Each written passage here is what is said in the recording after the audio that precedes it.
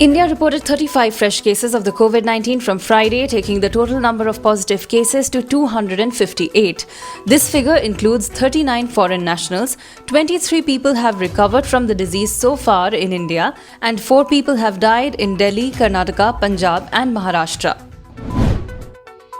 India has ramped up testing for COVID-19 by including all pneumonia cases as well. Earlier, testing was limited to symptomatic patients with travel or contact history and symptomatic health workers with contact history. In an advisory to hospitals on Friday, the government also said that no suspected COVID-19 patient should be turned away. Telangana Rashtra Samiti MLA Koneru Kannappa, who travelled to US this week, has been issued a notice by the district collector of Asifabad after he did not follow home quarantine norms even as India witnesses rising cases of the deadly infection. He was seen attending a social function and a political meeting despite being put on home quarantine.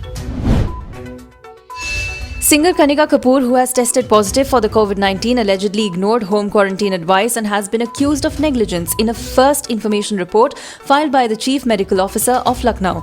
The FIR says high viral load was detected on the singer when she arrived in Lucknow. Kanika Kapoor says she was unaware she was carrying the virus and also disputed her date of arrival to Lucknow. Kapoor returned from UK last week.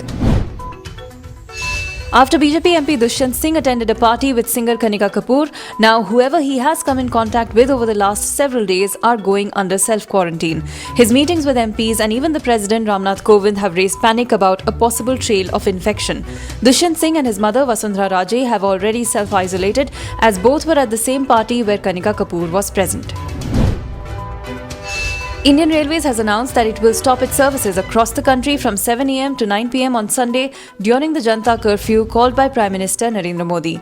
Local train services will be reduced to minimum in Mumbai, Kolkata, Chennai and Secunderabad. The zonal railways have been asked to take a call on how many trains to run. Railway officials said the demand is relatively low on Sundays. The WHO chief has warned via a virtual news conference in Geneva that young people are not invincible or immune to the deadly COVID-19.